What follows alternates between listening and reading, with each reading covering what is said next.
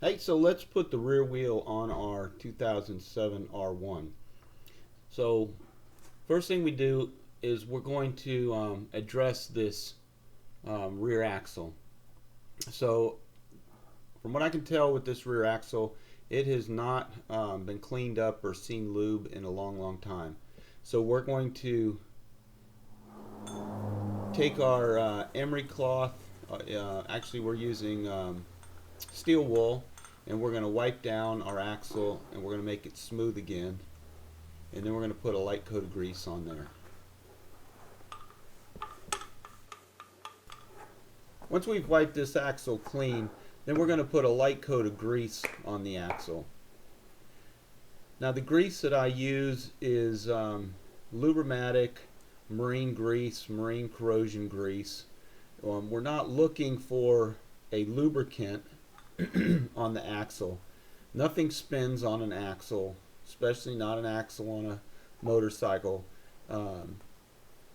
The wheel spins on the bearings. The bearings rest on the axle. So this axle technically should not have any marks on it at all if the bearings are working properly, functioning properly. So we're only putting a light coat of grease on the axle to protect the axle and make the axle easier for us to get it out next time. Now I'm putting a light coat of marine grease inside the seal. So this wheel seal with the light coat of grease will do a great job of keeping any of the road debris, grime, moisture, water from getting inside the wheel. So we want to do this to the seals on both sides of the wheel. So easy enough. We're not lubing anything.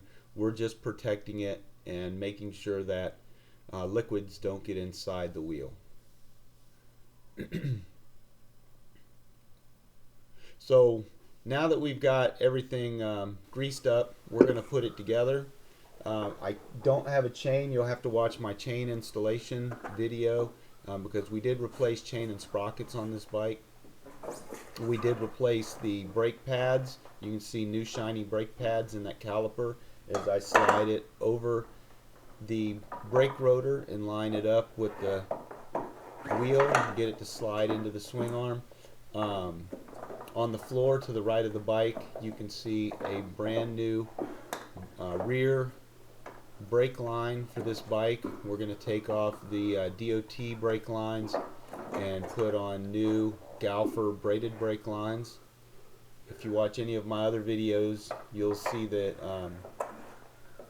I'm a huge fan of Galfer braided lines, and I absolutely buy my share of Galfer braided lines. I want to say every bike that I own has a set of Galfer lines on them,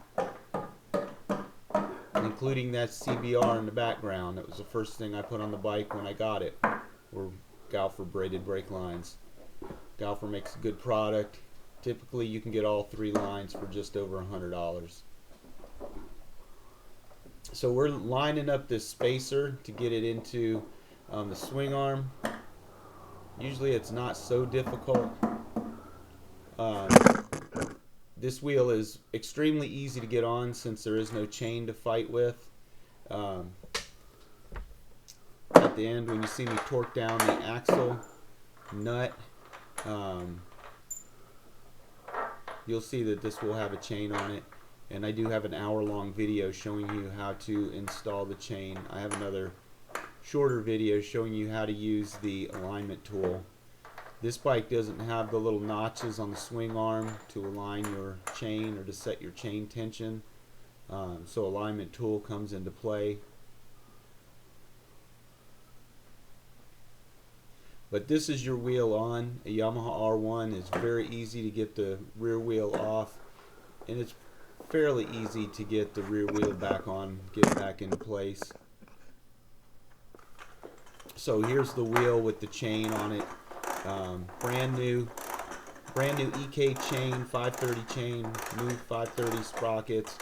Now we're going to torque it down.